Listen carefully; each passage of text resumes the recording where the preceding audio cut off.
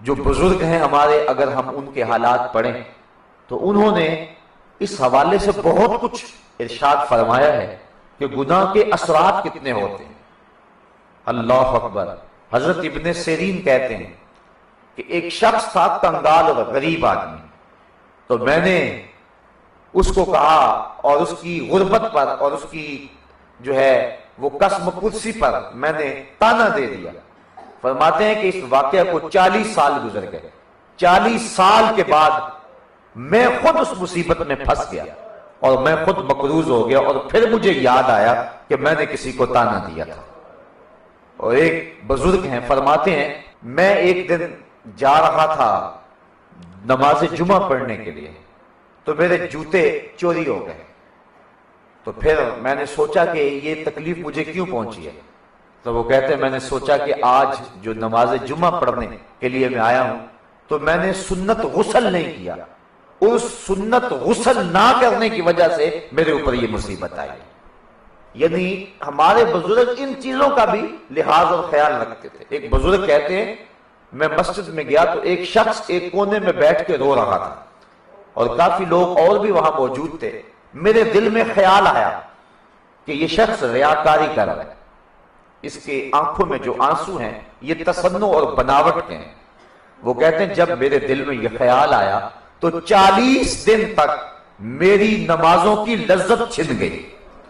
40 دن مجھے نمازوں کا سرور نہ آیا کہ میں نے ایک مومن کے بارے میں بدگمانی کی ہے۔ اللہ اکبر۔ حضرت فضیل بن عیاض رضی اللہ تعالی عنہ آپ فرماتے ہیں کہ جب بھی مجھے کوئی تکلیف پہنچتی ہے، حتیٰ کہ سواری یا باندی کے اندر میں کوئی ایسی بات دیکھتا ہوں کہ وہ میری نافرمانی کرتے ہیں، تو پھر میں غور کرتا ہوں تو مجھ سے کوئی نہ کوئی گناہ سرزدہ ہو گیا ہوتا ہے، جس گناہ کی پاداش کے اندر مجھے یہ تکلیف پہنچتی ہے۔ حضرت ابن سیرین کا قول بھی آپ نے سنا اور دیگر ائمہ کے قول بھی آپ نے سنے۔ ایک بزرگ فرماتے ہیں میں نے صرف ایک دن مشکوک لقمہ کھا لیا، صرف ایک لقمہ میں نے کھایا اور وہ مشکوک تھا، تو فرمایا میں روحانیت کے اعتبار سے 40 سال پیچھے چلا گیا۔ میں اور آپ دیکھیں آج ہمارا رزق کس طرح ہے۔ حضور فرمایا ایک بندہ دور سے سفر کر کے آتا ہے اور اللہ کے گھر کعبۃ اللہ کے سامنے کھڑا ہو جاتا ہے، یمد یدیہ، اپنے دونوں ہاتھوں کو لمبا کر کے دعا مانگتا ہے اور کیا کہتا ہے اے اللہ ومطعمہ حرام ومشربہ حرام وملبسہ حرام وغذی بالحرام، اس کا کھانا حرام کا، اس کا پینا حرام کا، اس کا لباس حرام کا، اس کو غذا حرام کی دی گئی۔ حضور فرماتے ہیں کہ بتاؤ اس کی دعا کیسے قبول ہوگی؟ اگر لقمہ حرام کا ہو جائے تو دعاؤں کی قبولیت نہیں ہوتی ہے۔ تو جو گناہ ہوتے ہیں ان کے اثرات ہوتے ہیں۔ ایک قول ہے کہ الصبح تو تمنع الرزق، جو شخص صبح کو سونے کا عادی ہے تو اس کے رزق کے اندر بے برکتی آ جاتی ہے۔ جو شخص صبح اٹھتے ہیں اور پھر فوراً سوتے نہیں ہیں ان کے رزق میں برکت ہوتی ہے۔ تو انسان سے جو سستیاں اور کوتاہیاں ہوتی ہیں انسان کی زندگی پر اس کے اثرات مرتب ہوتے ہیں، لیکن جب کبیرہ گناہ انسان سے سرزد ہونے لگے تو پھر اس کے کتنے اثرات ہوتے ہیں اور انسان کو کتنا نقصان پہنچتا ہے۔ اس عنوان کے ساتھ ایک ایک کبیرہ اور اس کے نقصان گنوائے جا سکتے ہیں۔ جس طرح کہ حدیث میں آتا ہے کہ جس قوم میں زنا پھیل جاتا ہے اس قوم میں ایسی بیماریاں پھیلتی ہیں جن کا علاج کوئی نہیں ہوتا۔ جس طرح کہ آج کل ایڈز ان ممالک کے اندر پوری کثرت کے ساتھ موجود ہے جہاں زنا عام ہے، اسی طرح مختلف گناہ جب کسی قوم کے اندر پیدا ہوتے ہیں تو ان کے اندر اس کے اثرات بھی پیدا ہوتے ہیں۔ یہ ایک الگ عنوان ہے اور پھر گناہوں کی ایک لمبی فہرست اور پھر ان کے اثرات بد کی فہرست، لیکن مطلق گناہوں کے سرزد ہونے سے انسان کو جو نقصان پہنچتے ہیں آج کی اس نشست میں مختصر گفتگو میں اس عنوان سے آپ کے سامنے رکھوں گا۔ گناہ کے سرزد ہو جانے سے سب سے بڑا نقصان اور سب سے بڑا اثر یہ پڑتا ہے کہ بندے کا رب اس سے ناراض ہو جاتا ہے، اور اگر اللہ تعالیٰ ناراض ہو گیا جو خالق ہے وہ ناراض ہو گیا تو بتائیے بندے کے پلے کیا رہا؟ اگر ماں باپ ناراض ہو جائیں تو زندگی کا چین لٹ جاتا ہے۔ انسان جتنا مرضی اونچی ہواؤں میں اڑتا پھرے اس کے قلب کو تسکین نہیں ملتی۔ تو جس کا رب ناراض ہو جائے چاہے وہ کائنات کے سارے حسن کو کشید کر لے اس کے دل کو طمانینت نہیں ملتی۔ طمانینت تب ہی ملے گی جب رب راضی ہوگا۔ تو گناہوں کے من جملہ اثرات میں سے یہ بنیادی اثر ہے کہ جو کوئی شخص گناہوں کا ارتکاب کرتا ہے تو اس کا رب اس سے ناراض ہو جاتا ہے۔ حضور کی ناراضگی بھی اس کو جو ہے وہ اٹھانی پڑتی ہے، اور رب کی ناراضگی اور رب سے دوری یہ اس کے لیے ایک ایسی مصیبت ہے جو اس کے اوپر آن پڑتی ہے۔ اور جب رب ناراض ہو گیا تو پھر اس کے پلے کچھ نہ رہا۔ اگر رب راضی ہے تو سب راضی ہے، اگر رب راضی نہیں ہے تو پھر کچھ بھی نہیں ہے۔ تو یہ ہے پہلا نقصان جو کہ برائیوں اور بدیوں کے نتیجے کے اندر کسی شخص کو پہنچتا ہے۔ دوسرا، جب کوئی بندہ گناہ کرتا ہے تو برزخ میں، دنیا پر اور آخرت میں اس کو سزاؤں کا سامنا کرنا پڑے گا۔ اللہ چاہے تو اپنے کرم سے معاف فرمانے والا ہے، لیکن اس کے اوپر واجب نہیں ہے کہ وہ معاف کرے۔ وہ چاہے تو سزا دے اور چاہے تو معاف کر دے۔ تو جب کوئی شخص گناہ کر کے توبہ کر لیتا ہے وہ معاف کرنے والا ہے، لیکن اگر کوئی شخص ڈٹا رہتا ہے اور گناہوں پہ جمع رہتا ہے تو اللہ تعالیٰ جل شانہ اس بات پہ قادر ہے کہ اس کو سزا دے۔ وہ سزا دنیا میں بھی ملتی ہے، وہ سزا قبر میں بھی، اور وہ سزا آخرت میں بھی۔ مختلف گناہوں کی مختلف نوعیت ہے۔ علماء نے لکھا ہے کہ بعض گناہ ایسے ہیں کہ جن کی سزا دنیا میں ضرور ملتی ہے۔ ان میں سے ایک گناہ ہے والدین کی نافرمانی۔ جو شخص والدین کا نافرمان ہو، آپ اس شخص پہ نشان لگا لیں، آخرت میں اس کو جو رسوائی، ذلت، پریشانی اٹھانی پڑے گی وہ تو ہوگی۔ وہ شخص جو والدین کا نافرمان ہے وہ دنیا کے اندر بھی ضرور ذلیل و رسوا ہوگا۔ یہ اس کے برے گناہ کا خمیازہ ہے جو اس کو دنیا پہ بھگتنا پڑتا ہے۔ تو دنیا پر بھی، قبر میں بھی۔ حضور نے ارشاد فرمایا القبر روضۃ من ریاض الجنہ اور حفرۃ من حفر النیران۔ قبر جنت کے باغوں میں سے یا تو ایک باغ ہے یا جہنم کے گڑھوں میں سے ایک گڑھا ہے۔ تو اس کو جو گناہ کرتا ہے تو اس کو قبر میں بھی سزا ملے گی، اور پھر آخرت کی سزا اور جہنم کی سزائیں العیاذ باللہ۔ حضور علیہ السلام نے جبریل امین سے پوچھا مجھے جہنم کے عذابوں کا تذکرہ سناؤ، تو جبریل امین نے عرض کی حضور سب سے ہلکا عذاب جو جہنمی کو دیا جائے گا وہ یہ ہوگا کہ اس کے پاؤں میں آگ کے جوتے رکھے جائیں گے، باقی اس کا سارا بدن سلامت ہوگا، صرف پاؤں میں آگ کے جوتے پہنائے جائیں گے۔ اور اس کی کیفیت کیا ہوگی؟ یغلی منہما دماغو، اتنی حدت اور اتنی گرمی اور اتنی حرارت ہوگی کہ دماغ پگھل کے ناک اور کانوں کے راستے سے باہر آ جائے۔ یہ اس شخص کے عذاب کی کیفیت ہے جس کے پاؤں میں آگ کا جوتا ہے اور باقی جسم آگ سے بچا ہوا ہے، اور جو سراسر آگ میں ہے اور آگ کے اندر جس کو ڈھانپ دیا گیا ہے اس شخص کی کیفیت کیا ہوگی؟ بعض چیزیں ہیں کہ ہم اس معاشرے کے اندر ان کو برا ہی نہیں سمجھتے۔ میں نے کل بھی عرض کیا تھا کہ جو شخص اپنی نظر کی پاکیزگی کا سامان نہیں کرتا اور غیر محرم کو شہوت کی نظر سے دیکھتا ہے، کل قیامت کے دن اس کی آنکھوں کو جہنم کی آگ سے بھر دیا جائے گا۔ اس بات پر بار بار سوچنے کی ضرورت ہے۔ آج یہ عیب اور یہ گناہ ہمارے معاشرے کے اندر سرایت کیے ہوئے ہے اور ہم اس کو عیب بھی نہیں سمجھتے ہیں، العیاذ باللہ۔ تو جس کے پاؤں میں جہنم کی آگ سے بنا ہوا جوتا رکھا جائے گا اس کا تو دماغ پگھل جائے گا، اور جس کی آنکھوں میں جہنم کی آگ بھر دی جائے گی اس کی کیفیت کیا ہو؟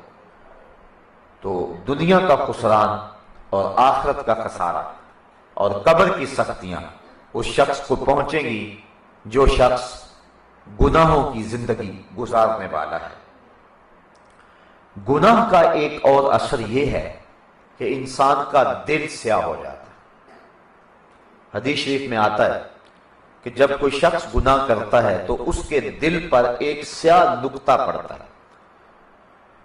اگر وہ توبہ کر لے تو مٹ جاتا ہے، اگر توبہ نہیں کرتا تو پھر دوبارہ گناہ کرتا ہے تو اس سیاہی کے ساتھ ایک اور سیاہی لگ جاتی ہے، پھر وہ گناہ کرتا ہے تو پھر سیاہی پھیلتی رہتی ہے، حتیٰ کہ ایک وقت آتا ہے اس کا پورا دل سیاہ ہو جاتا ہے. اور جب پورا دل سیاہ ہو جائے تو پھر نقصان یہ ہوتا ہے اس کو نیکی اور بدی کی تمیز نہیں رہتی. جو شخص پکا نمازی ہو، کسی دن رات دیر سے کہیں سے آیا ہو اور سو جائے اور اس کی نماز قضا ہو جائے تو اس کو کتنا قلق ہوتا ہے، کتنا دکھ ہوتا ہے کہ میری نماز قضا ہو گئی. اسی طرح کوئی گناہ سرزد ہو جائے تو جو نیکوکار شخص ہے وہ سخت پریشان ہوتا ہے کہ ہائے مجھ سے یہ گناہ سرزد ہو گیا. لیکن اگر وہ نمازیں چھوڑنے کا عادی بن جائے تو پھر پانچوں وقت مسجد سے اذان کی صدائیں بلند ہوتی رہتی ہیں، اس کو خبر بھی نہیں ہوتی. وہ لمبی تان کے سو رہا ہوتا ہے، اس کو رمضان میں بھی نماز نصیب نہیں ہوتی ہے. وہ گناہ پہ گناہ کرتا ہے، بدی پہ بدی کرتا ہے، یہاں تک کہ وہ انسانوں کا شکار کرتا ہے، وہ عزتوں کو لوٹتا ہے، وہ لوگوں کے خون چوستا ہے، وہ آبروؤں کو لٹیرا بن جاتا ہے. لیکن اس کے باوجود بھی اس کے ضمیر پہ کوئی بوجھ نہیں ہوتا ہے. اصل وجہ یہ ہے کہ اس کا دل سیاہ ہو گیا. جب دل سیاہ ہو گیا تو کوئی اور دھبا لگا تو اس کو محسوس نہ ہوا. تو یہ گناہ کی سزا ہے کہ جب کوئی شخص گناہ کرتا ہے تو اس کا دل سیاہ ہو جاتا ہے، سیاہ بھی ہو جاتا ہے اور سخت بھی ہو جاتا ہے. دعا کرو اللہ دل کو سختی اور سیاہی سے محفوظ فرمائے. دل ہی رہے تو اچھا ہے، اور اگر دل پتھر بن جائے تو پھر کسی انسان کی جو ہے وہ اندر کی کیفیت کے لٹ جانے کی اور کیا مثال دی جا سکتی ہے. گناہ کی من جملہ سزاؤں اور اثرات میں سے ایک اثر یہ ہے کہ توفیق حق سلب کر لی جاتی ہے. اللہ تعالیٰ خیر کی توفیق اس شخص کو نہیں دیتا. بعض لوگ ہوتے ہیں اللہ تعالیٰ جل شانہ ان کو نیکی کی توفیق دے دیتا ہے جبکہ ان کے پاس وسائل بھی نہیں ہوتے. اور بعض لوگ ایسے ہوتے ہیں کہ ان کے پاس نیکی کرنے کے اسباب موجود ہوتے ہیں لیکن اس کے باوجود ان کو نیکی کرنا میسر نہیں ہوتی، اس لیے کہ انسان نیکی خود کیسے کر سکتا ہے اگر اللہ توفیق عطا نہ کرے. تو جو شخص گناہوں کی زندگی گزارنے کا عادی ہو جاتا ہے وہ نیکی کی توفیق سے محروم کر دیا جاتا ہے اور اس سے حق سلب کر دیا جاتا ہے. اور یہ بہت بڑی سزا ہے کہ کسی شخص کو اچھائی کی جہاں مفت میں اچھائی ہاتھ میں آتی ہو. بعض نیکیاں بڑی آسان ہوتی ہیں. حضور فرمائے لا تحتقرن من المعروف ولو ان تلقى اخاك بوجه طلق. نیکی کو چھوٹا نہ سمجھو، اگرچہ تم اپنے مومن بھائی کو ہنس کے ملتے ہو، خندہ پیشانی سے ملتے ہو. مخبر صادق حضور نبی رحمت نے فرمایا اس نیکی کو بھی چھوٹا نہ سمجھنا، یہ بھی بہت بڑی نیکی ہے. بلکہ فرمایا جب دو مومن آپس میں مصافحہ کرتے ہیں تو ان کے ہاتھ جدا ہونے سے قبل دونوں کے گناہ معاف کر دیے جاتے ہیں. تو یہ کون سا مشکل کام ہے؟ کسی کو ہنس کے ملے تو یہ کوئی مشکل کام ہے، لیکن کچھ لوگوں کو اس کی بھی توفیق نہیں ہوتی ہے. ان کے ماتھے پہ ہر وقت تیوری ہوتی ہے، ہر وقت غصے میں ہوتے ہیں جس طرح لڑکے آئے ہوں. بعض لوگ اپنے ہاتھ سے دیتے ہیں اور بعض لوگ ترغیب دے دیتے ہیں اور کوئی خیرات کرتا ہے ان کو بھی ثواب ہوتا ہے. اور بعض لوگ جو ہیں وہ ان کی حالت یہ ہوتی ہے کہ ایک شخص کو اس طرح کا مرض تھا، وہ گھر گیا تو بیوی نے کہا کہ آج بڑے پریشان ہو، اللہ کی راہ میں کچھ دے آئے ہو؟ اس نے کہا میں نے کچھ نہیں دیا. تو کہا پھر اتنے پریشان کیوں؟ اس نے کہا کسی کو دیتے ہوئے دیکھ آیا ہوں. تو کچھ لوگ ایسے ہوتے ہیں کہ ان کو جو ہے وہ نیکی خریدنے اور نیکی کرنے کی توفیق ہی میسر نہیں آتی، جبکہ بعض مواقع ایسے ہوتے ہیں کہ نیکیاں بالکل آسان ہوتی ہیں انسان کے لیے تو وہ ان مواقع پر بھی نیکی حاصل نہیں کر سکتے. اور بندہ سوچتا ہے کہ یار اس کے ہاتھ میں یہ دولت آ گئی تھی، یہ نیکی کر سکتا تھا لیکن اس نے کیوں نہیں کی. یہ گناہوں کی زندگی گزارنے اور گناہوں میں منہمک رہنے کی سزا یہ ہے کہ انسان کو اللہ تعالیٰ نیکی کی توفیق نہیں دیتا. بعض اوقات وہ بالکل قریب پہنچ جاتے ہیں لیکن نیکی کی توفیق نہیں ہوتی. اور بعض اوقات جو ہے وہ انسان اس کے ظاہری اسباب نہیں بھی پاتا لیکن اللہ تعالیٰ اس کے لیے راستے ہموار کر دیتا ہے، اس کو نیکی کی توفیق عطا فرما دیتا ہے.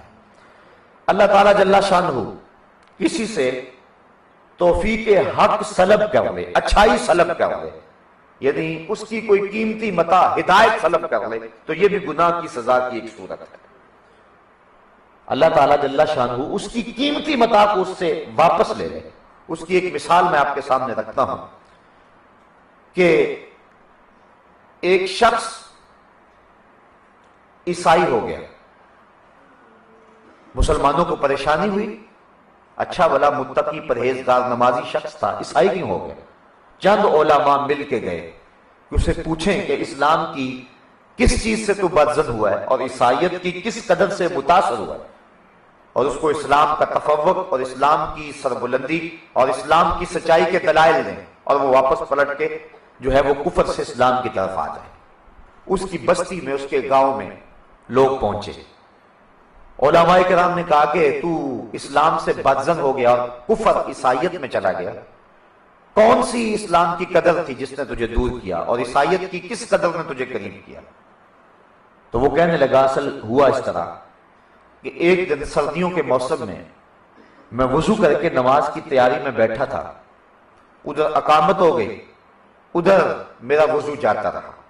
پہلے بڑی مشکل سے وضو کیا تھا تو میں دوبارہ وضو کرنے کو شاق سمجھا اور میں مصلی پہ کھڑا ہو گیا، لیکن میں ڈرتا رہا کہ اللہ کے قہر کی کوئی بجلی میرے اوپر نازل نہ ہو جائے کہ میں مصلی رسول کی توہین کر رہا ہوں۔ لیکن سلام پھر گیا، میرے اوپر کوئی قہر و غضب کی بجلی نازل نہیں ہوئی، تو میں نے سلام پھیرا، گھر آیا، پھر میں نے سوچا کہ اسلام تو سچا دین ہی نہیں ہے، اگر اسلام سچا دین ہوتا تو میرے اوپر کوئی قہر نازل ہوتا، تو میں نے اسلام چھوڑ دیا اور عیسائیت کو قبول کر لیا۔ علماء کہنے لگے تو کہتا ہے کہ میرے اوپر کوئی قہر نازل نہیں ہوا، اس سے بڑا قہر کیا ہو سکتا ہے؟ اس نے اپنا دین چھین لیا تجھ سے۔ تو کہتا ہے کہ مجھے ہوا کچھ نہیں، اس نے اسلام ہی چھین لیا تجھ سے، حق واپس لے لیا اور حق سلب کر لیا۔ تو بعض اوقات انسان سمجھتا مجھے کچھ بھی نہیں ہوا، میں نے ڈاکے ڈالے مجھے کچھ بھی نہیں ہوا، میں نے چوریاں کی مجھے کچھ بھی نہیں ہوا، میں نے لوگوں کا خون نچوڑا ہے مجھے کچھ بھی نہیں ہوا، میں نے غریبوں پہ ظلم کیا ہے مجھے کچھ بھی نہیں ہوا، میں اسی طرح منتخب ہوتا ہوں، میں اسی طرح جو ہے وہ عزت کا تاج پہنے ہوئے ہوں، لوگ مجھے سلام کرتے ہیں، عزت کی مسند پہ بٹھاتے ہیں، معاشرے میں میری پہچان ہے، میری شہرت ہے، میں ظلم اور جبر کرتا ہوں، مجھے کچھ بھی نہیں ہوا۔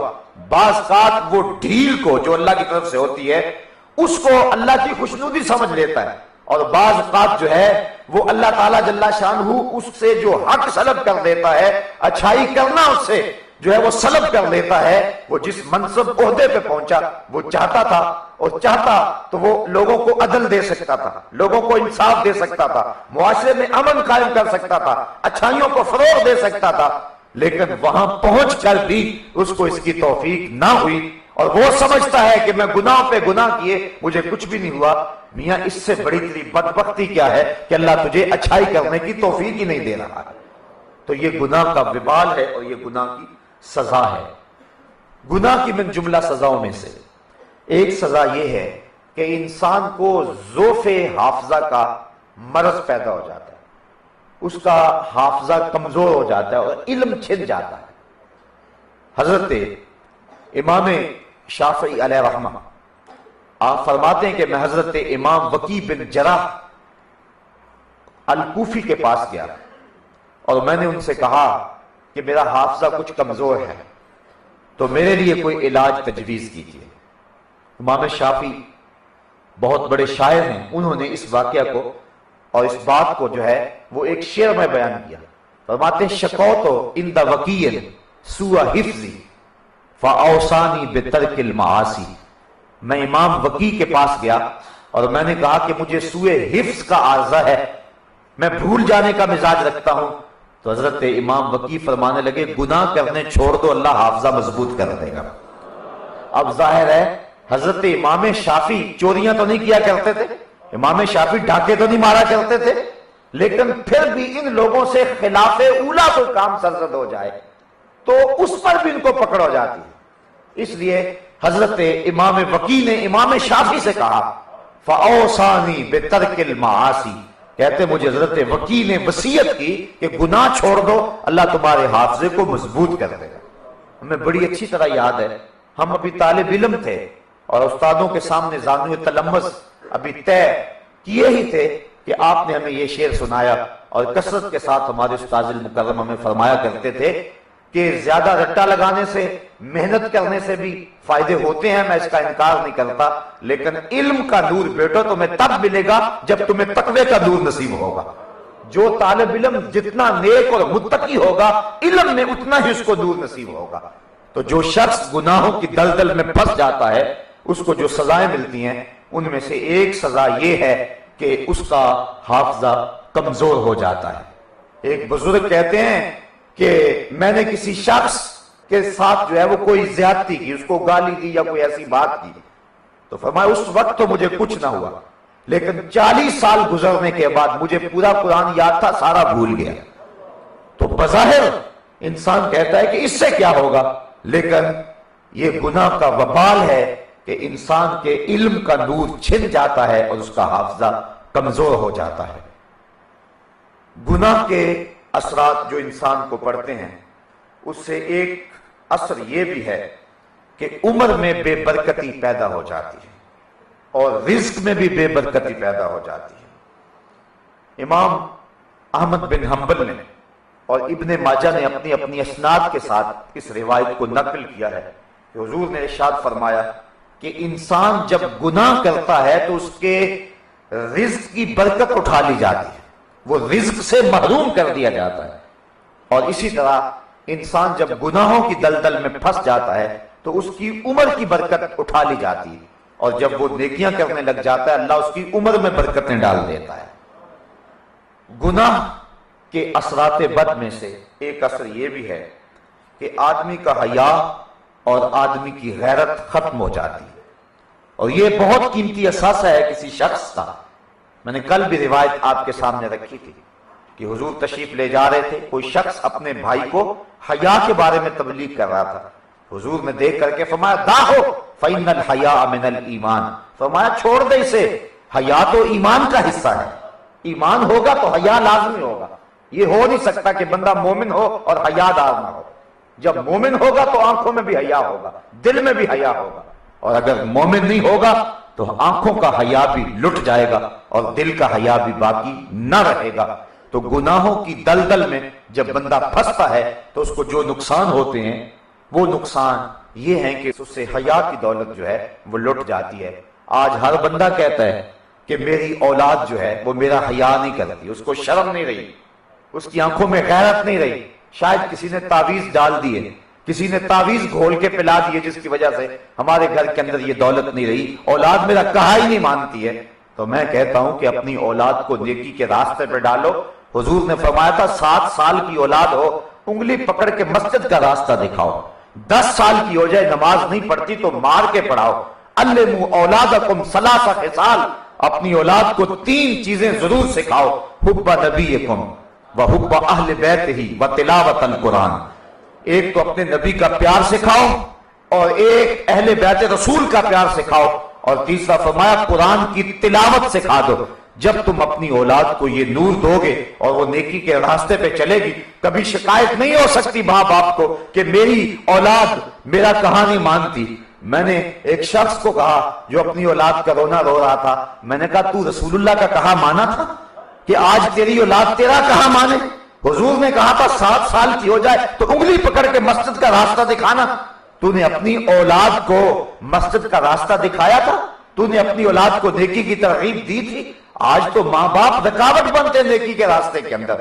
اگر کوئی بچہ دین کی راہ پہ چلنے لگ جائے، ماں باپ کہتا تو تو مسیحی ہو گیا۔ کوئی بچہ حضور کی سنت کو چہرے پہ سجانے لگ جائے، وہ کہتا بھی تیری عمر ہی نہیں داڑھی کی۔ میں کہتا ہوں اگر عمر نہیں تھی تو داڑھی آئی نہیں تھی، داڑھی آئی اسی وقت ہے جب عمر ہوئی ہے۔ تو یہ عجیب فلسفے بگاڑنے لگتے ہیں۔ ماں کہتے پتر ابھی میں تیری شادی کرنی ہے، تو یہ عجیب عجیب ہم خود روکتے ہیں، اور پھر کچھ ہم محنت کرتے ہیں، پھر کچھ معاشرہ کھینچ کے لے جاتا ہے، پھر وہی بچہ ماں باپ کے بھی پھر قابو میں نہیں آتا۔ اگر پہلے دن آپ نے اپنی اولاد کو حضور کی چوکھٹ پہ اور اپنے رب کی دہلیز کھڑا کیا ہوتا تو اسی مصطفیٰ جان رحمت نے فرمایا ہے رضا اللہ فی رضا الوالد وَسَخَطُ اللَّهِ فِي سَخَطِ الْوَالِدِ، اللہ کی رضا والدین کی رضا میں اور اللہ کی ناراضگی والدین کی ناراضگی میں ہو ہی نہیں سکتا تھا کہ وہ اولاد آپ کے سامنے اونچی آنکھ بھی کر جاتی اگر تم نے رسول کریم کا حیا سکھایا ہوتا۔ تو آج ہمارا مسئلہ یہ تویز تبوز کوئی نہیں ہے، نہ کسی نے گول کے پلائے ہیں اور نہ ہی کسی نے کانٹے جو ہے ہماری دیواروں میں کبوئے ہوئے ہیں، بلکہ ہم نے خود ہی اپنا آپ برباد کیا ہے اور اپنی اولاد کو حق کی راہوں کا مسافر نہیں بنایا ہے۔